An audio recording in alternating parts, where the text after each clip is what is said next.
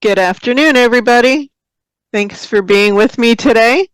I know we've got people on all over the US and Canada and Sweden and the UK, so welcome. Thank you for being with me. Today is kind of a continuation of the last webinar that I did in July. I covered a lot of what was new in the Nik Collection in that one, and then they updated the last two modules just a few weeks ago, and that was HDR effects and the sharpening module. So I'm going to show you those as well as some of the other Nik stuff and a couple other things and kind of my workflow and how I utilize all this stuff. So let's dive in. So first I'm going to start with HDR effects, since that's one of the newly updated one. And there's two ways you can bring your images into HDR effects. Excuse me. It used to be you needed to only launch it first and then bring them in that way, which you can still do, or you can open the images you want. And I'm going to just start opening. Again, most of you know I work with two monitors, so I'm opening things from my other monitor because I have things lined up and ready to go. So as you can see, I have my three different images, three different exposures here. And I want to, merge these as an HDR. So I'm going to open up my Nik panel. And there are two different Nik HDR effects here. Everything now is Nik 6, so we don't have all those different versions and confusion of when something was released or updated. So now that it's the Nik 6 collection, everything starts with Nik 6. But the HDR effects, we have merge, which is what we're going to use now because we have multiple exposures. Or you can use a single image and do the tone mapping. So then you would choose this one, which we're going to do later on. So we're going to start with this one. And it's going to show you the three images you have open here in Photoshop. If I didn't have those open yet, once I open this box, I would just click on Add Files and then bring them in from the folder that you have them in. And then we'll click on Merge. One of the things I didn't like about the old version of the Nik HDR was when you had ghosting and you selected an image, or you needed to select an image, you only had these little thumbnails to see down here. And that made it very hard to know which one you actually wanted. Where now, when I choose a different image, it actually shows it up here. You can see how things are moving. And don't pay attention to the color because it's not completely merged yet, but you can see, the positioning of different things. So you can make a better educated guess as to which one you want for that. And I am going to do the ghosting because I know some of these leaves were blowing, as well as some of these grasses down here in the front. So I always leave alignment correction on, and that just means if anything shifted a little when you were taking the photo, it will fix that for you. Ghost reduction, I always leave at 100%. Chromatic aberration is especially noticeable when you have a really dark subject and like a sky or a lighter area. You get that color fringing along the edges. It could be red or blue or whatever.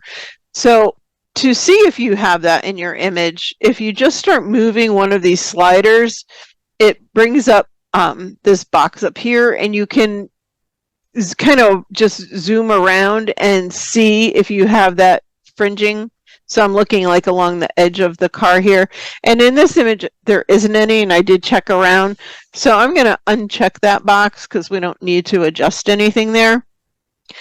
And then once we've made those selections, we're just going to click on our Create HDR.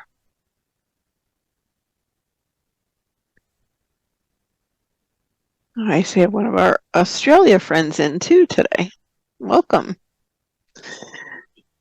All right, so this is our merged image. It has now merged those three original images that I had. And then, as always, we have the option of presets on the left and then our adjustments on the right. And I always like to start with a preset. It's like, for me, it's like, these companies, no matter which program it is, they've taken the time and money to create these, so why not use that as a starting point, and then you can fine tune it on the right. It's like, why not? It's there. So let's use it. So let me flip my page here. So the one that I chose for this was, let me go to all. Yes, somebody said Aria Speedwagon. Yes, it is. The E is not there anymore, but it is an Aria Speedwagon. This was out in Arizona. So I'm going to use the structurized one. So I'm going to click on that. And then it will, move sliders to show you what it's done in that preset. And you can further change them if you want to. So we're going to go under drama. There's little like circles here. They're kind of hard to see. But that's, rather than a slider, you can just click. So I'm going to click one to the right for drama and I liked that one. And you could go, it's more the dingy, the sharp, so you can see how it changes. And you can play around, that was the original. And I went with that one that added a little more darkness in some of the areas. And then down here under tonality, I came down to my shadows and I opened those up a little bit more. And then blacks I brought back down to like 65-ish. And then I added a little bit more structure to crisp things up even more at about 46 or so.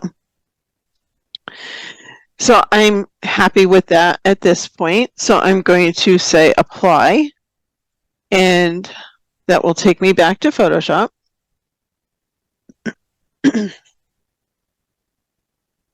And you can see the other images are still there, but here is our merged image that we just brought back. The other three are still sitting up there that we don't need anymore. So I wanted to clone out a couple of these grasses. I didn't like this part right here of this stick right below the headlight, and I wanted to get rid of this one down here. So I'm going to do my cloning on a separate layer, and you can do that with just adding a blank layer, so you don't have to do it right on your image. Come on. And then when you do this, though, just make sure up at the top, once you choose your either healing brush or clone tool, I think we'll start with the clone tool, make sure where it says sample all layers is there so that it sees that layer below it. Otherwise, it won't know what to fix.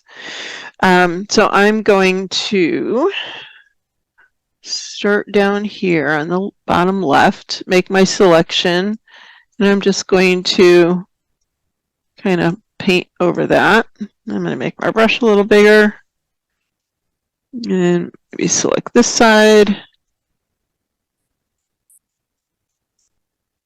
and get rid of that one. I might get rid of that little rust spot down there. And then over here, I'm going to zoom in so I can see better, make my brush smaller. Generative fill, I wouldn't necessarily use it on something like this. I think, cloning is, at least for me, I think it's just as easy. You could try it. I don't always like the results of those either. Sometimes they work really well. Sometimes they go, not so much. So I'm just doing this manually because it's a fairly small area. And yeah, and if you're commenting in the chat box, please select everybody so that other people can see the question and they know what it is that I'm answering. That would be helpful. Thank you. Just click right above where it says to, it defaults to panelists. Just change that to everybody. And that does that. So I got rid of that. I just wanted to make this more isolated and get rid of that one down there.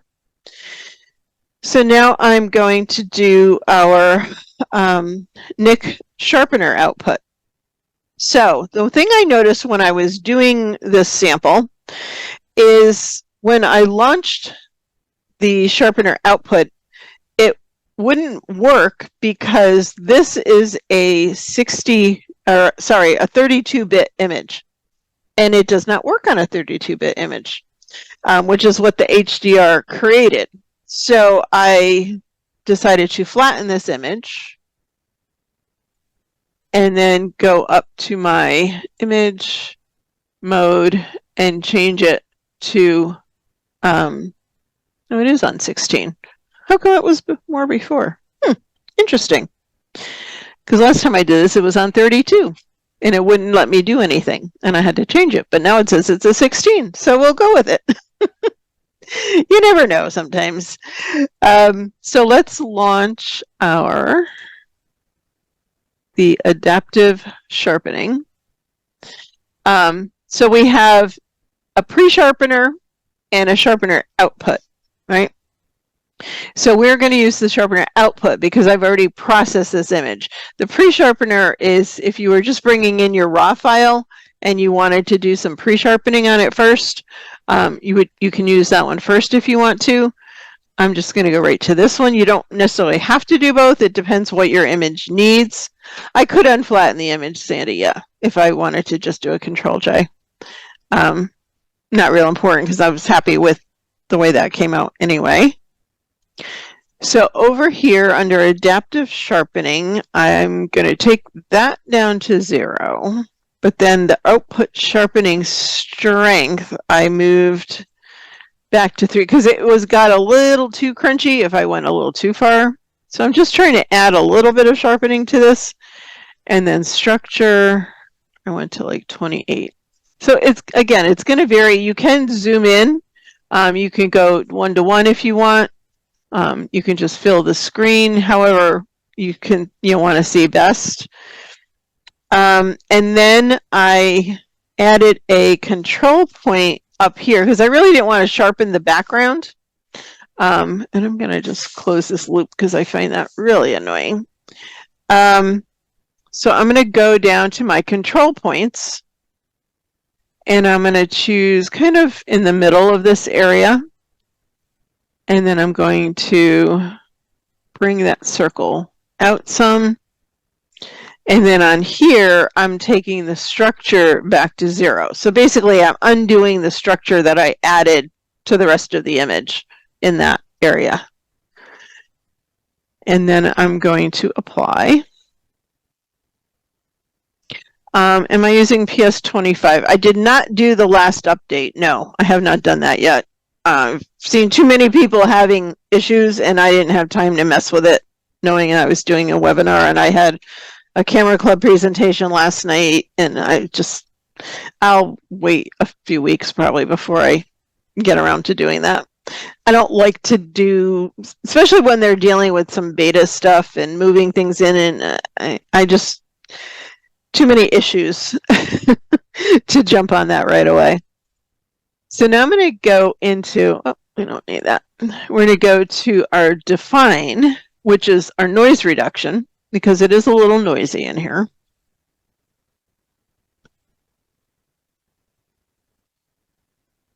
And I'm going to go over here and let it measure the noise automatically. And then I did the reduce noise by selective adjustment. So I'm telling it what I want to do here. So I did contrast noise, I brought back to about 94. And color noise, I brought back to about 82. And again, I did these the first time zoomed in more so I could really see it. So if we go to 1-to-1, we can do our before and after. So there's the before. You can see how noisy it is, especially in the darker rusty areas. And that's our after. So you do want to, work with the noise, but you don't want to take away so much noise that it softens your image either. You're working that fine line between, sharpening and denoising.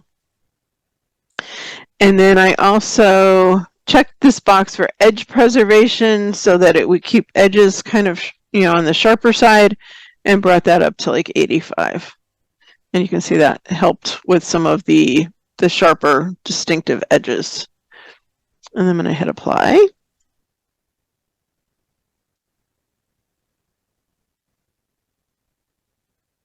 So this one I did probably more than I would on most images, but it gives us a good way to see how a lot of these products work together. So next I went into Viveza, which is where we adjust our color and tonality of our image. Cal asks, which denoise program do you prefer, Topaz, Nik, Adobe, or something else? That's a good question. I sometimes will, if I try one, like right now I'm working in the Nik suite, so that's why I use the Nik one. If I were processing something in Luminar, I would probably try that one first.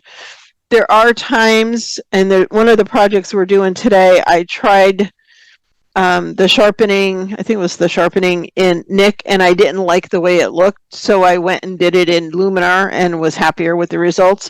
So sometimes it depends on the image, just the way all the algorithms and things work together, where you get the best results from.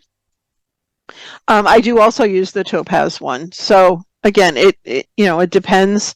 I have the Luminar, the Topaz. I don't do it in Adobe Lightroom. I'll use one of the plugins. All right, so this one I did not use a preset.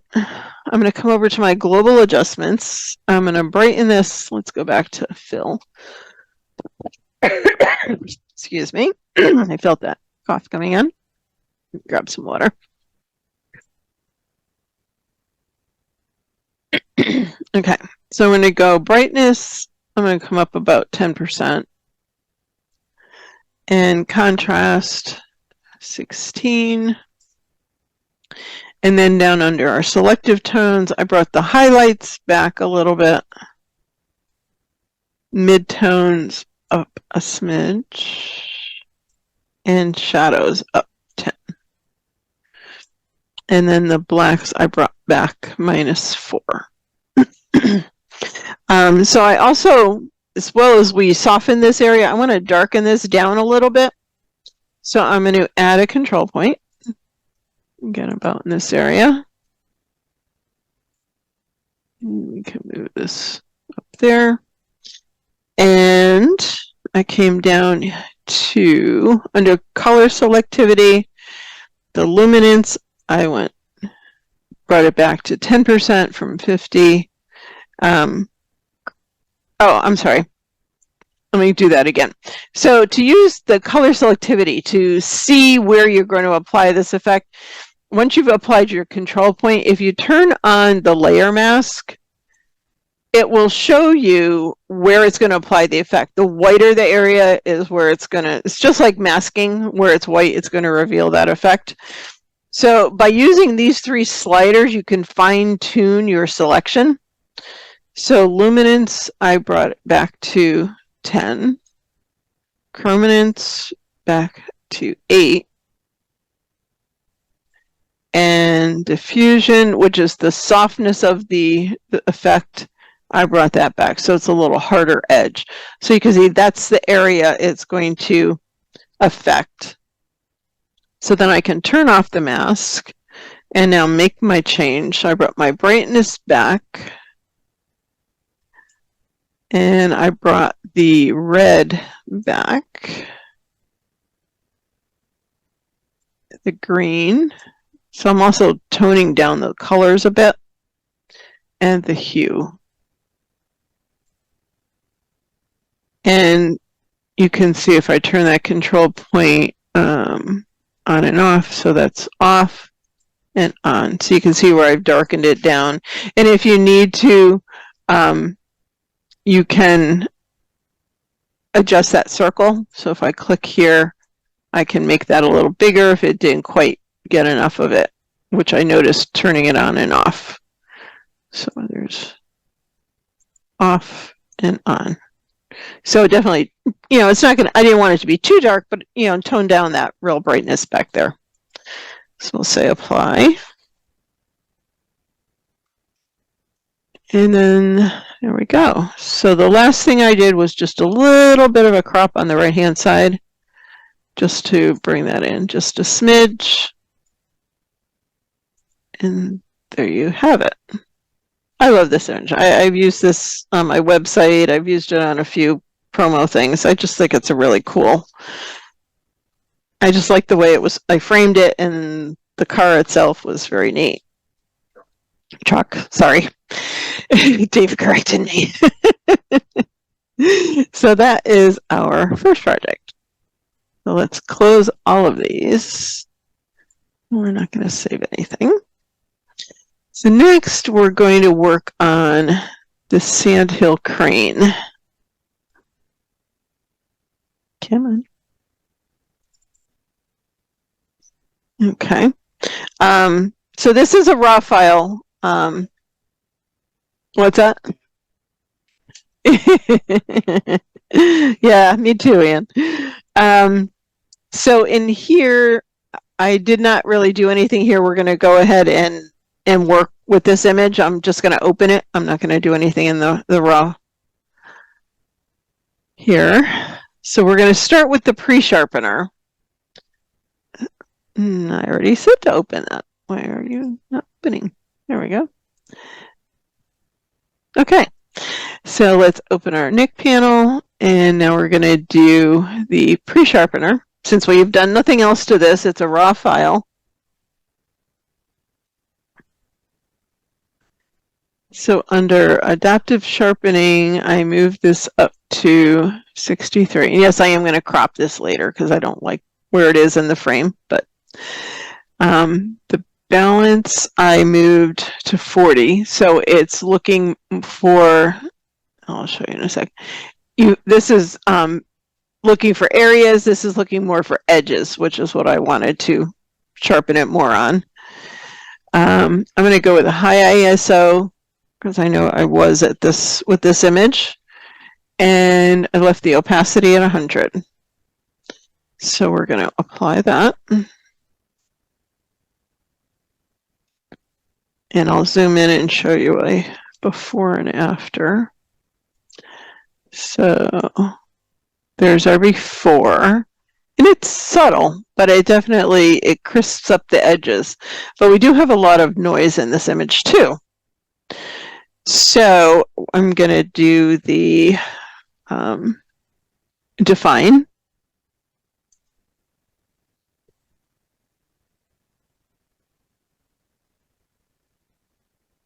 And we're going to do measure noise manually this time.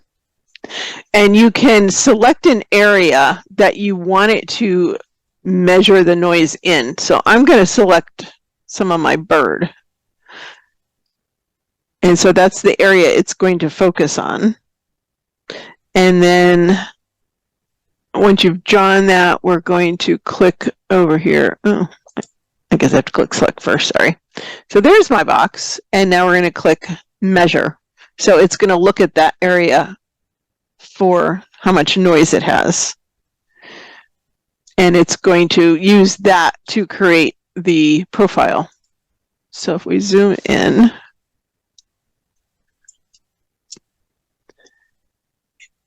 you can see that's our before, that's how noisy it is. And there's the after. So now it's a little bit soft, so we're going to play with this a little bit more. So then down here, we're going to go selective adjustment, contrast noise. We're going to bring this down to 35. We're going to reduce all these effects a little because it's going to get it too soft. And bring this back to 60. And then again, I'm going to check that box for the edge preservation and do about 85. And you can see now there's a little bit of noise, but it's not as bad as the original. But yet we're keeping it from getting too soft. So you're always walking that fine line when you're working with these two things. And so we're going to apply that.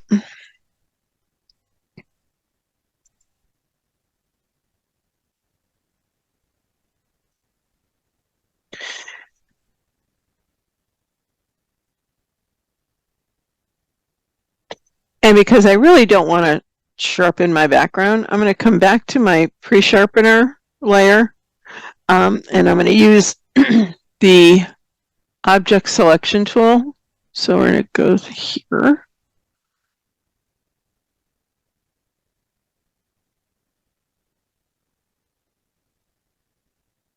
and select subject. Sorry. Is it better to sharpen and denoise before or after cropping? I don't think it really matters a whole lot. Some people, the kind of theory is, if you know you're cropping something, to crop it and not bother working on pixels that aren't going to matter. But because this is a pretty consistent background, it's really not super important, I don't think, with this particular image. I don't want to sharpen the background because I don't want to create more noise in my background. I want that to remain soft, like a bokeh effect. You don't want to sharpen sky. And so if I don't sharpen it, then I don't really need to denoise it because it doesn't really have any noise in the background. So again, it's going to be different for every image. So I have my bird, I'm going to add a layer mask. And it is, everybody, please make sure you type your questions to to everybody and not hosts and panelists so that everybody can see them. I appreciate it. So now I've masked that off of the background, and I'm going to do the same here. And if I select the mask, hold my Alt or Option on a Mac, and click and drag, I can copy that mask up there. So now this is my original background, and you can see that's pretty smooth.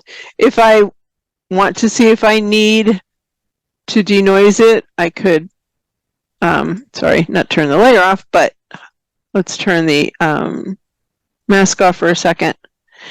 I think it looks noisier, with that, so I'm just going to leave that masked and go with that. Let's do Control-0 and get right back in here. So next we're going to do Viveza. And I'm getting that pink because of the selection that I made. So you can, fine tune it around the edges here. I don't want to take the time to do that right now.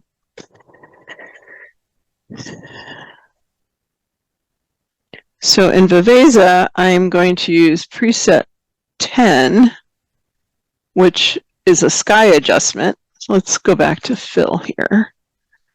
And what that did is kind of give it a more graduated color, which is more natural looking, even though that was the real sky that I photographed it, and it has this little bit of gradation to it now.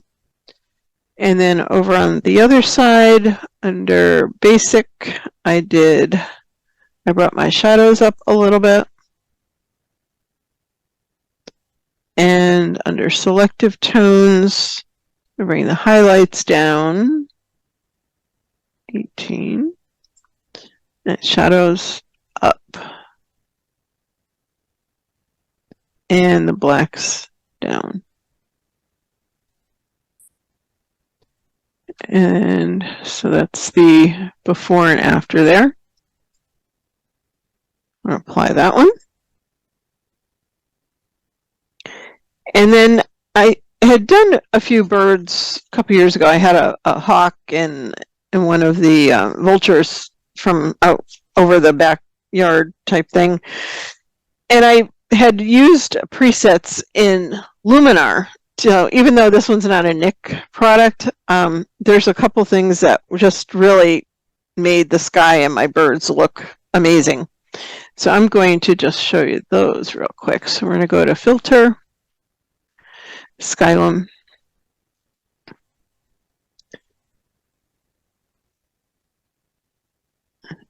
And I should have duplicated that layer because Skylum does not make its own layer, which I normally do, but that's okay.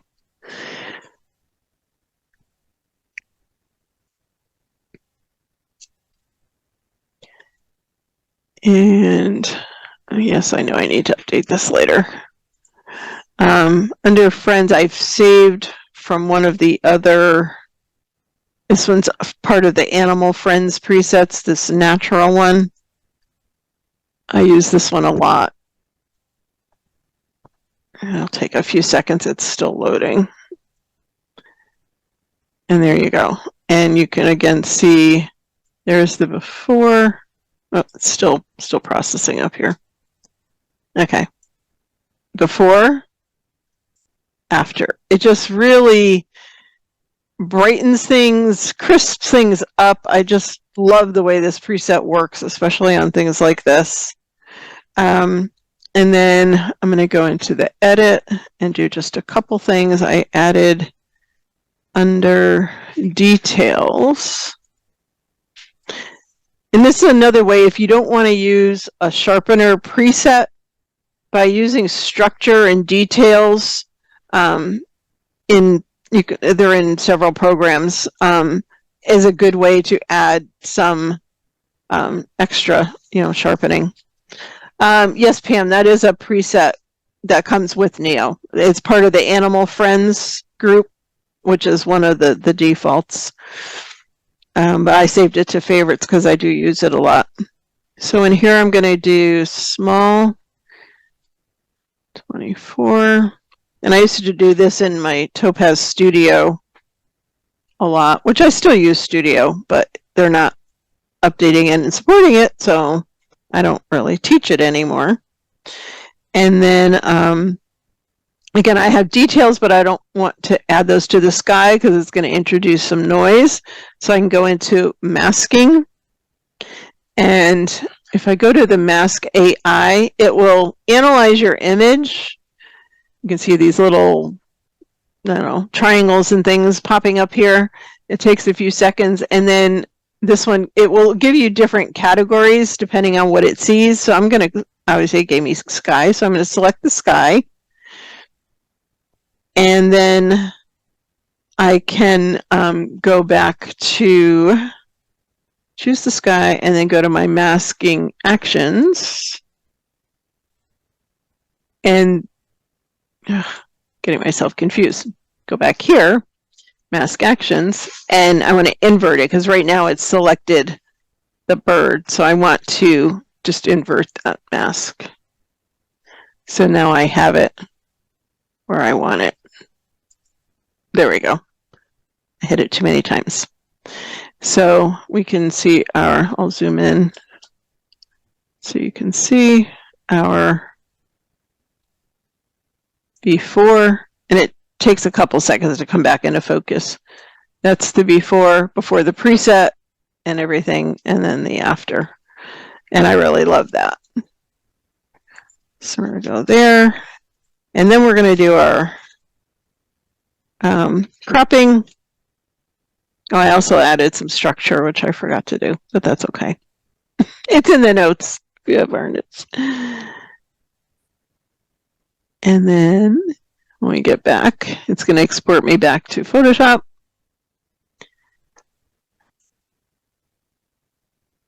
And then we're going to go to our crop tool. And this one I chose like an 8x10 preset. I usually do it by like freehand. Let's get this out of the way. Come on.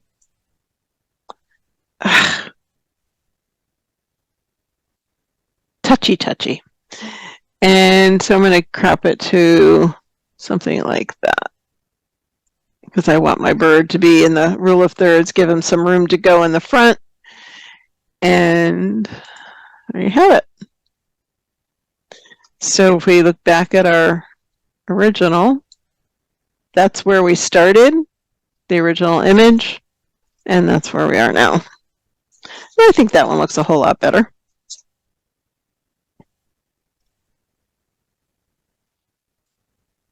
All right, let's close that one. Next, we're going to do one of Dave's favorite subjects. We're going to do a train. But this one's my shot, not his. So this one I've already done. Let's get off the crop tool here. I've already edited this, and I did replace the sky with one of my own in Photoshop because it was just a pretty gray day. This is Steamtown in Pennsylvania, in Scranton, Pennsylvania. So what I wanted to show you here was we're going to turn this into a black and white. And we're going to go into our silver effects, which I love for black and white. And that's where I do, I think, pretty much all my black and white work. And And we're going to use a preset. So I'm going to go to, let's go to all of them. I'm using number 13, which is a graduated neutral density filter. And we're going to make some changes because it's a little dark in some areas, but I really love this, the contrast that it gave everything and the drama that it gave the sky. I'm going to take the shadows up a little bit, the mid-tones up just a little. We're going to amplify the whites. And the blacks just a hair. And then add some structure. Again, structure, details, those kind of things are great for adding a little bit more crispness to your image. And then tonality protection in our shadows.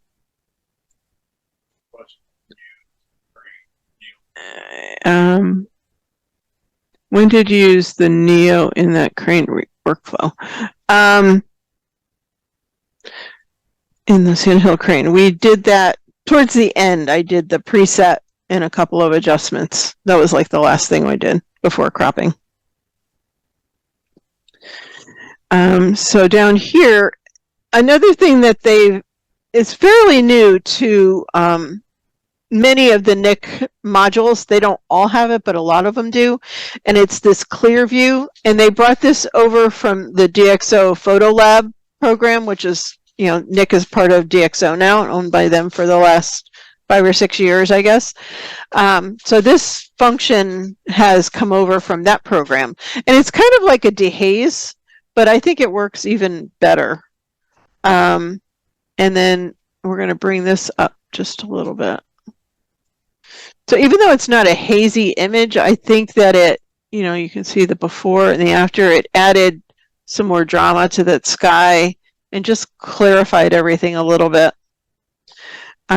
So the one thing else I wanted to do, I thought this very front of the image was still a little bit dark and I wanted to lighten that. So again, we can use a control point. So we're going to select our control point and I'm going to put it right in the middle of this area. And we're going to bring this in. I'm going to actually bring it probably about like that. And then I'm going to turn on that mask so I can see exactly where I want to apply my effects. And I'm going to do luminance.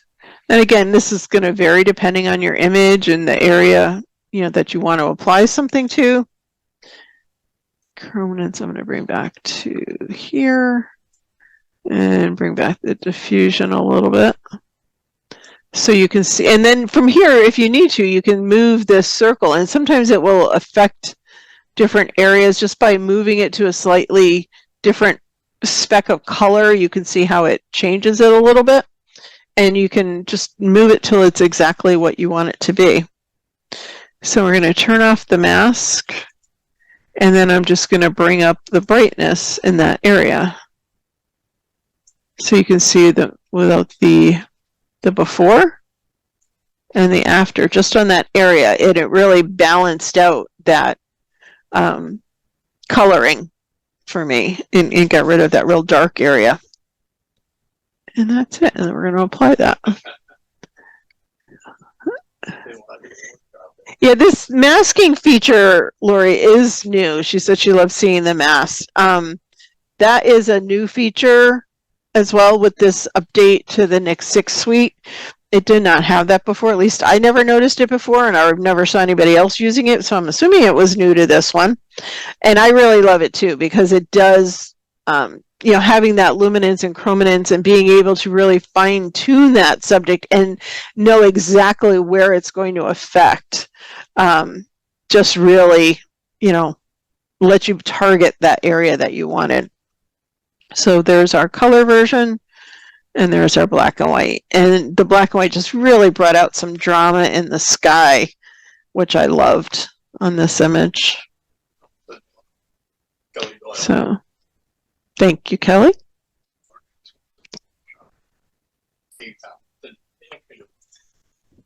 We've done a couple things at Steamtown before. Yeah, we did do a workshop there several years ago.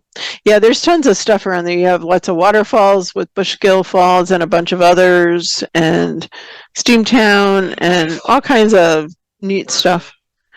Yep. All right, so next we're going to do a scenic. And this is an iPhone image that it was taken on my iPhone Pro 14 or 14 Pro Max last November. And I just resized it to 300 DPI at 15 inches. So here I'm going to, I'll hide that for a second.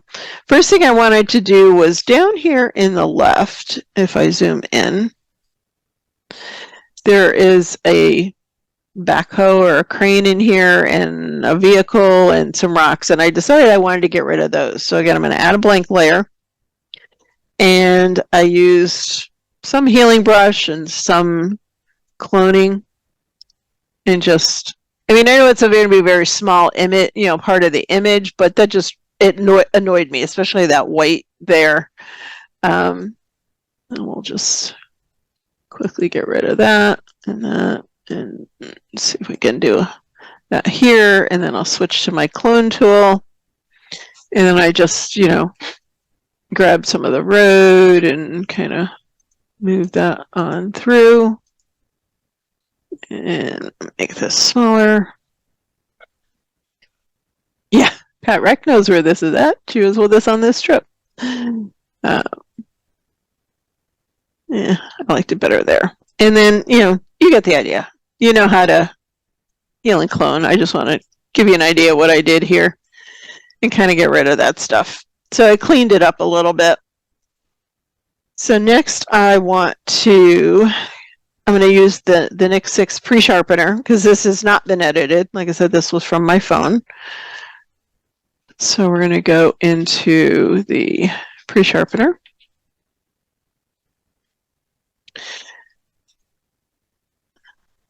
And this one I did by method, I did by color ranges.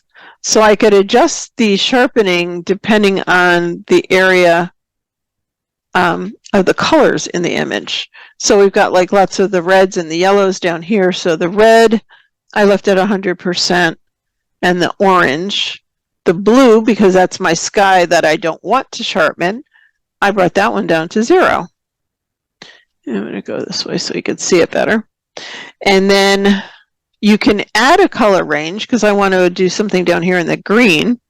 So I'm going to click on this Add a Color Range, and we can choose the eyedropper and then pick out of this area. And I chose like the darkest green here and made that 100%. All right, hold on. And I'm going to add another color range, choose my eyedropper, and choose the lighter green. And did I do it? I'm going to choose that again. It looks like it selected something kind of dark, because you can sort of see the color in here. And then I also made that 100%. So we can zoom in a little, and then I'll do there's our before and our after. So you can see it's crisping up things. It's not dramatically different, but it's definitely before, after. You can definitely see more detail in there. And the thing you can do now as well is anytime you want with any of these modules, you can convert your adjustment to a smart object if you like to work with smart objects. And that will allow you to come back in here and make further changes. So that's something that I also have started doing for quickness today. I'm not doing that, but typically I have been. So next we're going to go into our Viveza.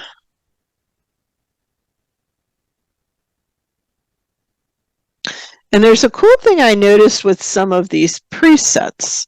So if you choose this one that is adjust the sky, what it has done is add 5 control points across the top.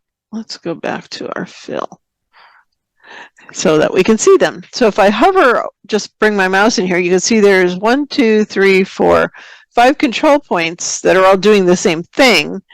And they're all part of this sky. So they're not listed individually. They're grouped into this preset. But you could then control these. So what I wanted to do was to make the circles bigger. So like this is only doing that little part of the top. I brought this down and make the circle bigger till it covers like all of the sky or most of the sky. And then we can bring this one over here, and it's okay if they overlap. And then bring this one here, and let's do like that. And I gotta remember how to get rid of this thing. I don't like that. It's a pain. It's in my way. Let's go back to our preset, and I'll use this one and do that. So now we've used that preset across the whole sky.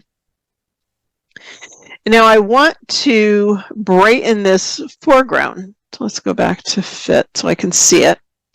And it's this area across the bottom. So what we can do now is, new in version 6, not only do we have control points, but we have control lines.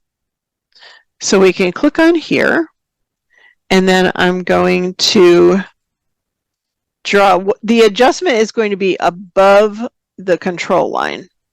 So I'm going to draw this one up instead of down. And then I can turn on that mask. So I've got my control lines, so you can see where it's adjusting. So if I need to, I can bring this up higher because I want to get that darkest area down here. And I went with the luminance. I brought it back just a little bit. The chrominance to 31. And there is no the one that softens it because it's a line and not the circle, so it's automatically diffused here. So we can turn the mask off, and then I took the brightness to fit like 53. And look at how much detail we brought out in that really dark foreground. So there's the before and the after. It's pretty dramatic. And if we didn't maybe quite get enough of it, you can always try tweaking it even a little bit more. And then back under global adjustments, I came back up and I decided to bring my highlights down a little bit, about 12. So you can do a before and after this way, or you can do a split screen. You can see over here's our before, here's our after. So the adjustment to the sky, the original was kind of a yellowy sky, where now you've got some nice white clouds. Brought out the detail down here and just sharpened up the areas in the rocks that we wanted. And then we'll apply that. Thanks, Lorraine. Yes, Nik works magic with the control lines. It does, Pat, I agree. It's something I've started using more. It's great if you want to adjust a sky and you've got a pretty straight horizon. And then you could always, if you needed to, mask out, if I wanted to use the control line here, I could, and just mask out, the mountain that's sticking up in there. It's really cool. So, all right. So that's that one. How are we doing on time? We got 10 minutes. Cool. Well, I'll try and get through these next two. So file close. Never know how long a project's going to take. So I thought this one was kind of a fun one. And then I can always show you the next one as in a quick version. So this was just kind of an ordinary, quick snapshot. I think we were up in New Hampshire years ago. And first I'm going to crop this one a little because I wanted to get rid of this kind of bright area over here. And I'm going to bring this down about halfway here, get rid of a little bit of the grass, and that will do good. And then I'm going to use one of my favorites, the color effects. I'm sorry, I'm using HDR effects. I'll take that back. We'll use color effects last.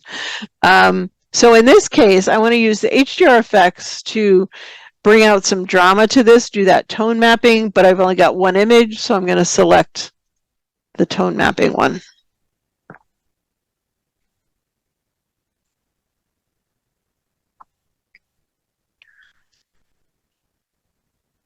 And I'm going to use this one that's called dark. And let's get back to the single view for now. And I did exposure. I raised that just a little bit. And then added some structure, a little more than what the preset did. And then under finishing, the vignette, I'm going to change to black frame 1 and move the amount to just 10%. So it's just adding a little bit of a vignette to the edges, and we'll apply that. Lorraine says, a lot to learn. It's really, I always say it with every program, you just need to get in there, open a picture and play and see what you come up with. And that's how I come up with all these projects. Today I was working on my session for the photographic summit that we're doing on September 30th. And I've just gone back through some of my older files and looked for some images, let's see what I can do with this one. And it's the best way to learn it is just jump in there and try it. If you don't like it, no big deal. So we're going to go now to analog effects. And I never really used to use this one a lot. I have more so lately. I kind of rediscovered this one. Chris said a little creepy thinking of Halloween. Yeah, that's kind of what I was thinking when I was doing this one. Was, you know, with October coming and stuff. So under classic camera, I went to classic camera 1. And then over on the right, I went to the, strength, let's see, classic camera 1 under film type. Okay. Read your notes, Hazel. Down here under film type, I brought this strength back just a tiny bit. And that was this step. So we're definitely getting kind of a sort of spookier looking thing going on here. Pairing pink with creepy. Yeah.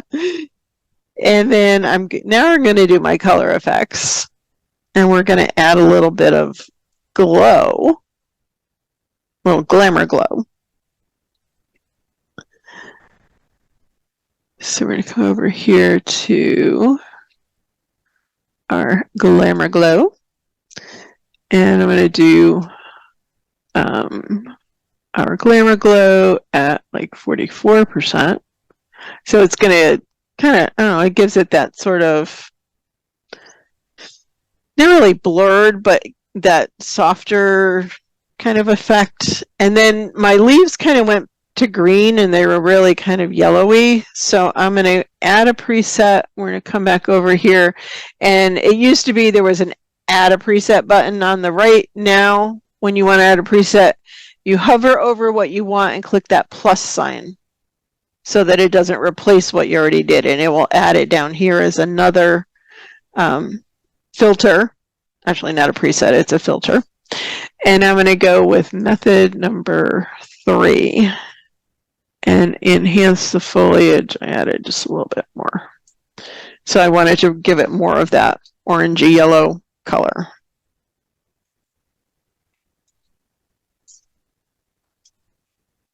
And there you have it. So again, from the original, which is, nothing really special, but it was a cool old building. Just something really creepy and different and has some mood to it, which I thought was neat. So since we've only got about 5 minutes left, I'm going to kind of walk you through what I did with this one. So I started with a 5-shot HDR merge. So I'm going to open up my finished project and walk you through my steps.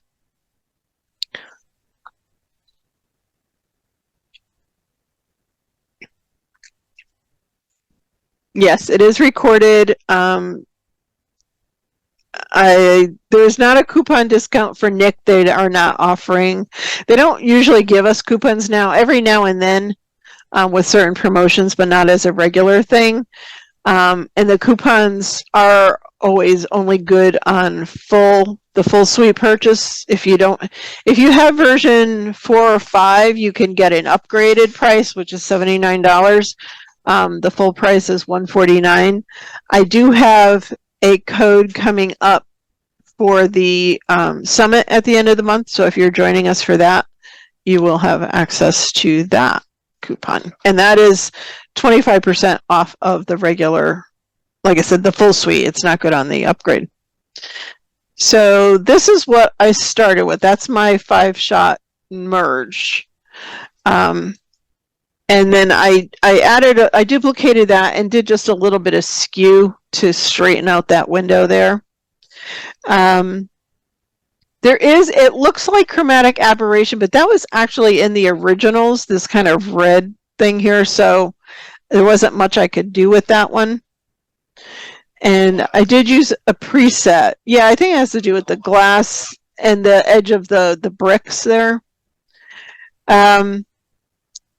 So I did a preset in the HDR and then made some adjustments.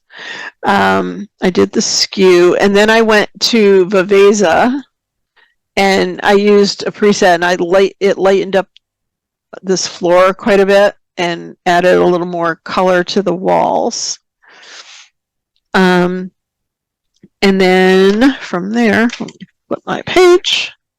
I went to the sharpener output. So that's first I wanted to get rid of this thing here. So I duplicated my Viveza layer and I made a selection and copied it to paste in there because that was annoying to me. And then I created a merge layer that contains all of that. And then I went to my sharpener output. So you can see how it sharpened. It also did a little bit of brightening in there. And then I wanted to get rid of this little red mark that was behind the window. And I also kind of made a selection and just pasted it over that edge there to get rid of that red edge. So I did a couple of things there with that one, and those are in the notes too if you have it. If you purchase them. If not, they are still available for $7.50 in the Peacock Studio, and they're on sale till next week on Wednesday. So that's kind of where we went with that one, from our before to our after. And I didn't mind the little sun flares or dust spots. It just kind of, for me, added to the moodiness of the old factory. This was Scranton Lace in Pennsylvania, which I believe may not be standing because they were going to tear it down and build condos. So that is it. We're at like 1 minute to 5. If there's any other questions, I'm going to throw this up here for you. There are, with today's webinar notes, because I didn't use any textures in it, I did give you a set of 6 textures, which I really like. I'll show you what they look like. Those are the textures if you haven't yet gotten them. And these are great to add a little drama to, like skies, or add a little toning, a black and white one. So these were originally created from some of my Cosmos textures, and then I created other versions. Pat says, thanks for the textures. She's used them already. So thank you, Pat. And I mentioned our Photographic Vision Summit. It's a one-day conference. People wanted something in between our February and June, or June and the next February's creative photography conferences. So we've got 4 speakers. It's 6 hours. We're doing 1.5-hour sessions. We'll include the replays for 60 days, speaker notes, goodie bag, and door prizes. And again, our webinar notes today are available. And the conference is just $29, so don't miss out. It's only a week and a half away. Info is in the blog and newsletter as well. And it can't beat it for $29, you know. And if you can't watch it live, you have 60 days to watch the replays. So thanks again, everybody. I appreciate you being here as always. I hope you learned some cool stuff today. Don't be afraid to jump in there and, you know, play. That's the best way to learn any of these programs. It's just experiment, move those sliders, see what things do. That's how I learn them. I'm not one to read a lot of manuals and this and that. I just want to jump in there and have some fun and see what I come up with. And that's the best way to learn. So there you go. We will see you again soon. The webinar replay will be posted by tomorrow morning. And you'll get the link from the Zoom system, and it will also be in the blog and the newsletter that will go out tomorrow. So thanks again, guys. See you all soon. Have a good night.